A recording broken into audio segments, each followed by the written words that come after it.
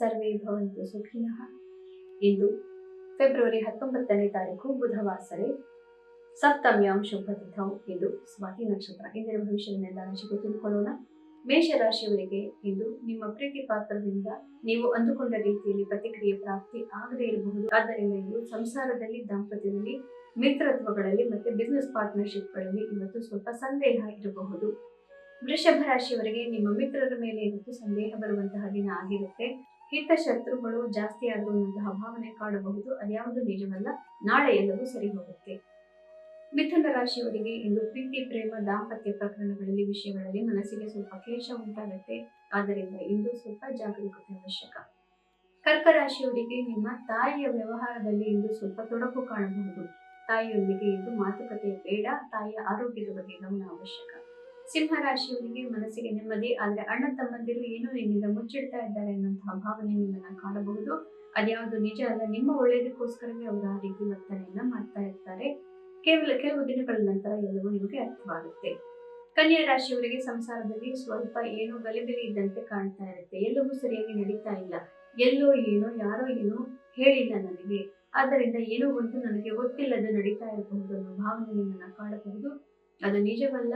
ಸಂಸಾರದಲ್ಲಿ ನಿಧಾನವಾಗಿ ಕೂತು ಮಾತಾಡಿದಾಗ ಎಲ್ಲವೂ ಬಗೆಹರಿಯುತ್ತೆ.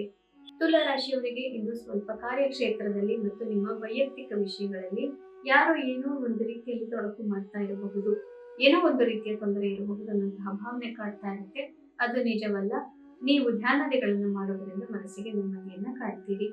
ವೃಶ್ಚಿಕ ರಾಶಿಯವರಿಗೆ ಇಂದು ಮುಖ್ಯವಾದಂತಹ ಮಿತ್ರತ್ವಗಳಲ್ಲಿ, ಬಿಸಿನೆಸ್ ಪಾರ್ಟ್ನರ್ಶಿಪ್ ಇತ್ಯಾದಿಗಳಲ್ಲಿ ಸ್ವಲ್ಪ ಕಿರಿಕಿರಿ ಉಂಟಾಗೋದಿದೆ. ಮುಗದೆ ಹೋಯ್ತೇನೋ ಎಲ್ಲ ಪಾರ್ಟ್ನರ್ಶಿಪ್ಗಳು ಅನ್ನುವಂತಹ ಭಾವನೆ ಕಾಡಬಹುದು. ಅದು ನಿಜವಲ್ಲ. ಮನಸ್ಸಿಗೆ ನೆಮ್ಮದಿ ಖಂಡಿತವಾಗ್ಲೂ ಧ್ಯಾನಾದಿಗಳಿಂದ ಪ್ರಾಪ್ತಿಯಾಗುತ್ತೆ. ಧನು ರಾಶಿಯವರಿಗೆ ಬಹಳ ಒಳ್ಳೆಯ ದಿನ. ಮನಸ್ಸಿಗೆ ನೆಮ್ಮದಿ, ಮಿತ್ರರಿಂದ ಅತಿ ಹೆಚ್ಚಿನ, ನೀವು ಅಂದುಕೊಂಡಿದ್ದಕ್ಕಿಂತಲೂ ಹೆಚ್ಚಿನ ಒಳ್ಳೆಯ ಪ್ರತಿಕ್ರಿಯೆಯನ್ನು ಕಂಡು ಮನಸ್ಸಿಗೆ ಅತಿ ಹೆಚ್ಚಿನ ಸಂತೋಷವನ್ನ ಕಾಣೋ ದಿವಸ. ಮಕರ ರಾಶಿಯವರಿಗೆ ಇಂದು ಕಾರ್ಯಕ್ಷೇತ್ರದಲ್ಲಿ ಯಶಸ್ಸು.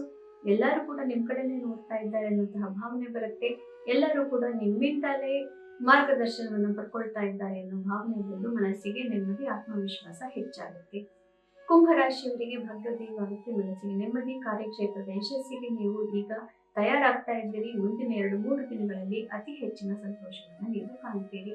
ಮೀನ ರಾಶಿಯವರಿಗೆ ಮನಸ್ಸಲ್ಲಿ ಸ್ವಲ್ಪ ಇನ್ನೂ ಕ್ಲೇಶ ಇದೆ. ಕ್ಲೇಶ ಹೆಚ್ಚಾದಂತೆ ಕಾಣಬಹುದು. ಆದ್ರೆ ಮನಸ್ಸನ್ನು ನೀವು ಧ್ಯಾನಾದಿಗಳಿಗೆ ಬದಲಾಯಿಸೋದ್ರಿಂದ ನಿಮ್ಮ ಕ್ಲೇಶ ಎಲ್ಲವೂ ಏನು ಇಲ್ಲದಂತೆ ಕರಗಿ ಹೋಗುತ್ತೆ. ಇಂದಿನ ದಿನ ಬಹಳ ಶೋಭಕರವಾಗಿರುತ್ತೆ. ಪುನಃ ನಾಳೆ ನಾನು ನಿಮ್ಮ ಭವಿಷ್ಯದೊಂದಿಗೆ ಬರ್ತೇನೆ. ಶ್ರೀಕೃಷ್ಣ ವಿಜಯತೆ. ಶುಭಮಸ್ತು.